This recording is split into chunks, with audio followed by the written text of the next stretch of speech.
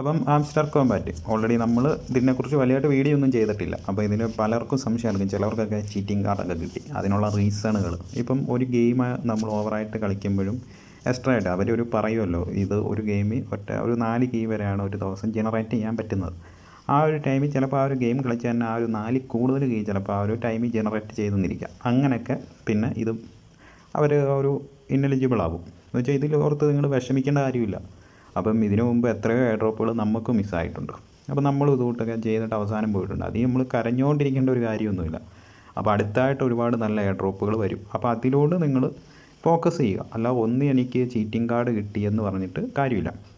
പിന്നെന്ന് വെച്ചാൽ ഇത് വിഡ്രോ മെത്തേഡ് ഓൾറെഡി ഇന്ന് 1:30 ആയപ്പോൾ അത് നിന്നു. ഇനിയിപ്പം ഓൺ ചെയിനായിട്ട് നിങ്ങൾക്ക് വേണമെങ്കിൽ അങ്ങനെ ചെയ്യാത്തവരുണ്ടെങ്കിൽ അവർക്ക് ഇന്ന സമയം വരെ ഒരു ടൈമറും വെച്ചിട്ടുണ്ട്. അപ്പോൾ അതൊക്കെ നിങ്ങൾ നോക്കുക.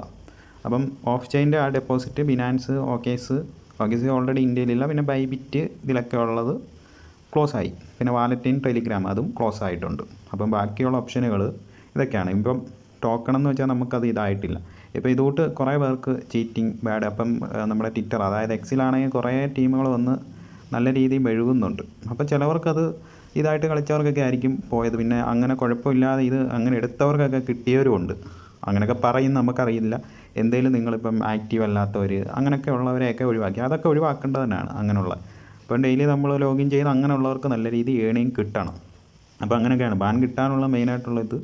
ഒരുപാട് ഓവർ ബോട്ടൊക്കെ യൂസ് ചെയ്തു. അതുകൊണ്ട് തന്നെ ഒരു ഗെയിം തന്നെ ചിലപ്പോൾ കളിച്ച് അങ്ങനെ ആ ഒരു 4 കീ ആയിരിക്കും ഒരു ഗെയിമിൽ റേൺ ചെയ്യാൻ ഇങ്ങനെ കൊടുത്തേക്കുന്നത്. അതിൽ 4 കൂടുതൽ കീ ഇങ്ങനെ റെഡീം ചെയ്യുമ്പോഴേ അങ്ങനെയൊക്കെ ഒരു ഇതായിട്ട് പോകും, ഒരു ബോട്ട് പോലെ നമ്മൾ ഇതായിട്ട് പോകും. അങ്ങനെ ചെയ്തവർക്കും ഇതൊക്കെ വന്നിട്ടുണ്ട്. അപ്പോൾ നമ്മൾ ആ ഒരു ഗെയിമിൽ ഒരു ഗെയിമിൽ 4 കീ ഒക്കെ എടുക്കാൻ പറ്റുള്ളൂ. അപ്പോൾ അതൊക്കെ നോക്കി കളിക്കണം. അപ്പം പിന്നെന്ന് വെച്ചാൽ മാക്സിമം അല്ലാതെ തന്നെ ആ ഒരു മിനി ഗെയിം കളിച്ചാലും നമുക്കിതെടുക്കാൻ പറ്റും. അപ്പോൾ പലർക്കും ഒരു ഡൗട്ടായിരിക്കും, നമ്മളിതായി നമുക്കത്രയും ഇതുണ്ടായിരുന്നു, PPH ഉണ്ടായിരുന്നു, അതൊന്നും പറഞ്ഞിട്ടൊന്നും കാര്യമില്ല. അപ്പോൾ എന്തെങ്കിലും ഇതൊക്കെ ആയിട്ടായിരിക്കും പലരുടെ അക്കൗണ്ടുകൾ. ആ അക്കൗണ്ടുകൾ ഇത്രയും ഇത് പോയതെന്ന് വെച്ചാൽ ബാക്കിയുള്ളവർക്ക് നല്ലത് തന്നെയാണ്. ഇപ്പം ഇനാക്റ്റീവായിട്ടുള്ള ഒരുപാട് പേരുണ്ട്.